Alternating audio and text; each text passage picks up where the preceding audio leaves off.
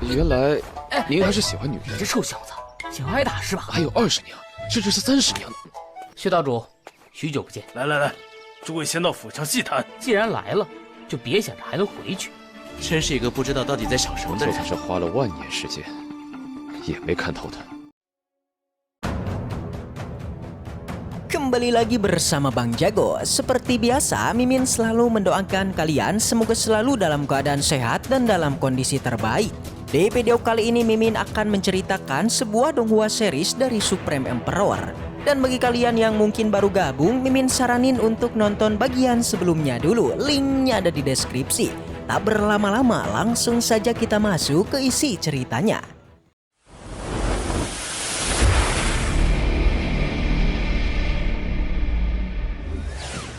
Cerita kembali dilanjutkan yang memperlihatkan perbincangan perpisahan antara Dong Tian dan sang ayah. Namun obrolan itu tidak bertahan lama sampai seketika itu juga salah satu bawahan pun datang dan melaporkan kalau mereka kedatangan tamu yang cukuplah asing. Yang katanya bisa menyembuhkan penyakit dari Patriark Lingxi. Alhasil Dong Tian yang mendengarnya itu langsung sangat antusias dan bergegas menemuinya. Yang ternyata sekumpulan tamu itu adalah Bos Muyun dan kawan-kawan. Di sana Bos Muyun pun langsung mengenalkan diri dan mengatakan kalau ia bisa menyembuhkan racun di tubuh dari ayahnya. Sementara untuk Dong Tian ia pun juga langsung mengetahui kalau Bos Muyun adalah pengawal utama dari Master Shao. Tentunya ia juga tak menyangka kalau ternyata Bos Muyun ini masih sangatlah muda dan juga sangat kuat. Bahkan ia jauh lebih kuat daripada murid-murid dari Gunung Suankong. Alhasil Bos Muyun pun hanya tertawa tipis dan lagi-lagi menegaskan kalau ia bisa menyembuhkan racun dari ayahnya. Tapi sayangnya Dong Tian masih tak mau mempercayainya. Di sana ia pun bilang meskipun Bos Muyun sudah memenangkan 3 turnamen dan menciptakan pil 10 pola. Namun ia pun bilang sebenarnya mereka sudah pernah mempekerjakan alkemis di tingkat tinggi untuk ayahnya. Tapi sayangnya semuanya tak ada yang bisa untuk menyembuhkannya.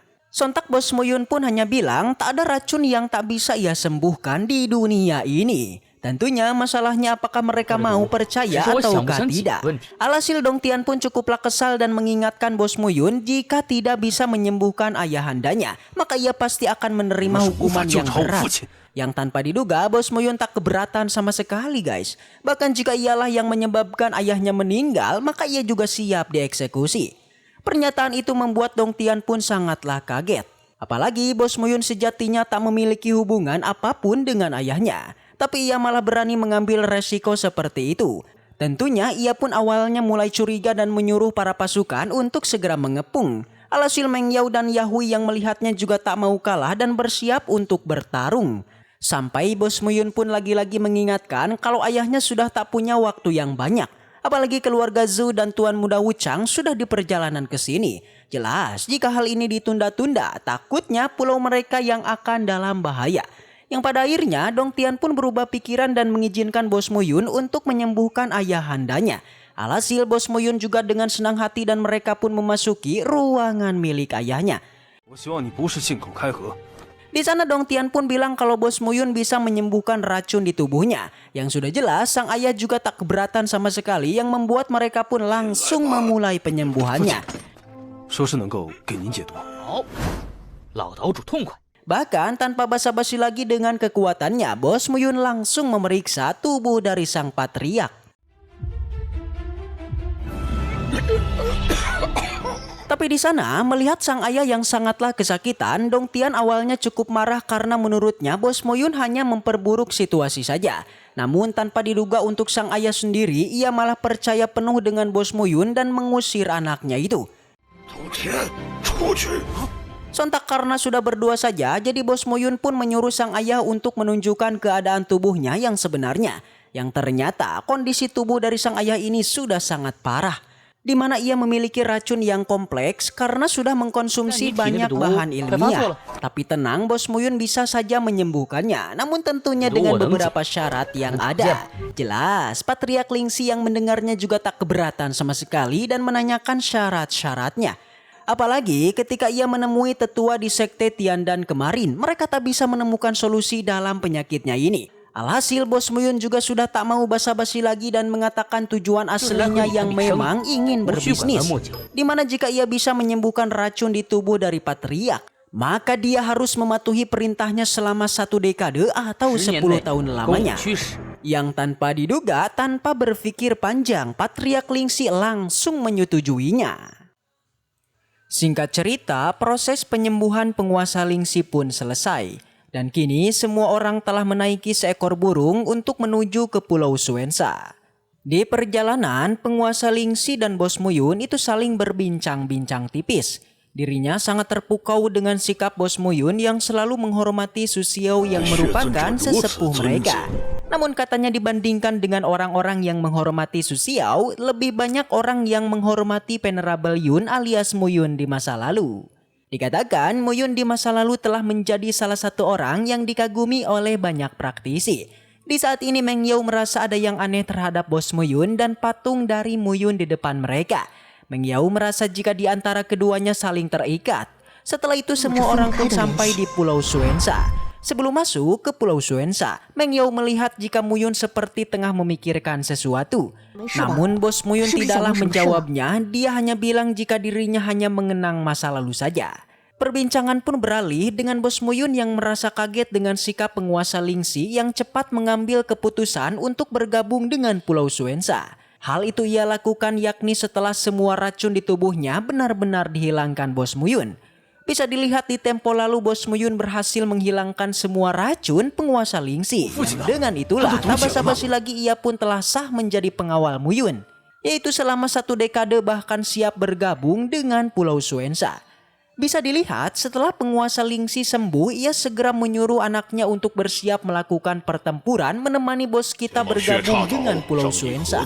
Yang ternyata sikap semacam ini semata-mata adalah untuk berterima kasih kepada Bos Muyun karena telah berhasil menghilangkan racun di tubuhnya. Dia bilang mulai saat ini dirinya beserta pulau-pulau di bawahnya siap untuk bergabung dengan Pulau Suensa melawan keluarga Zhou beserta Lu Chang. Di sela obrolan mereka muncullah Ye Qiu datang ke hadapan semua orang. Sontak Xia Hui auto kaget. Itu karena dia merasa aura dari si Ye Qiu sangatlah menakutkan. Segera Meng Yao menghadang Ye Qiu dan bersiap untuk melakukan pertarungan. Dengan satu sebutan guru, semua orang auto terkejut. Di sana bos kita memperkenalkan identitas Ye Qiu kepada semua orang. Begitupun bos kita memperkenalkan Meng Yao kepada Ye Qiu yang adalah nyonya gurunya. Ye Qiu sangat kaget karena dirinya tak menyangka ternyata gurunya ini memiliki kekasih lain selain dari guru kedua di masa lalunya. Sontak saja semua orang mundur perlahan. Perkataan itu seperti sebuah bom atom yang siap untuk diledakkan Meng Yao. Segera Bos Muyun memperingatkan Ye Qiu agar tidak berkata sembarangan lagi. Namun tetap saja si Ye Qiu malah terus mengoceh, bahkan ingin membongkar identitas aslinya yang adalah Bos Muyun menyukai guru kedua dan guru ketiga. Beruntung situasi tidak menjadi buruk itu karena di sana muncul penguasa Pulau Suensa. Terlihat kedatangan dari Bos Muyun ini membuat penguasa Pulau Suensa menjadi sangat senang dan pede akan pertempuran kali ini. Tak basa-basi ia pun meminta semua tamunya untuk masuk ke dalam Pulau Suensa. Dan dari sini Meng Yao akhirnya menanyakan kepada Muyun tentang berapa banyak hal yang dia sembunyikan. Hal itu menjadi sebuah pertanyaan yang terus berada di pikiran Meng Yao. Itu karena selama berpisah darinya, Bos Muyun telah mempunyai beberapa pendukung seperti Pulau Suensa, Ye Qiu, dan yang lainnya. Namun Bos Muyun tidaklah menjawabnya dan meminta untuk fokus dulu menyusun rencananya melakukan pertempuran dengan keluarga Zhou beserta Pulau Tianlun. Di pertemuan itu, Sui Yi pun datang dan menyapa bos kita. Jelas, peningkatan kekuatannya membuat Bos Muyun menjadi kagum dan memujinya. Di sana, perbincangan pun dimulai oleh penguasa Pulau Suensa tentang kekuatan keluarga Zhou yang dipimpin oleh Zhu Peng dan Zhu Xiyao. Namun Bos Muyun tidaklah takut dan sebelum pertempuran dilakukan, ia kemudian meminta satu pulau untuk ia diami. Bos Muyun meminta Pulau Luosun sebagai tempat berkultivasi karena di sana merupakan sebuah tempat yang sangat tenang. Sebelum pergi, bos kita terlebih dulu akan menyambut para musuh dengan aksinya. Sontak, Xiaohui dan semua orang menjadi penasaran mengenai sambutan apa yang akan diperlihatkan Mu Yun. Baiklah, karena ceritanya sudah usai, maka Mimin pamit undur diri. Baiklah, mungkin segitu aja untuk pembahasan kali ini. Semoga kita selalu diberikan kesehatan untuk mengawal Donghua ini. Dan sampai jumpa di video selanjutnya.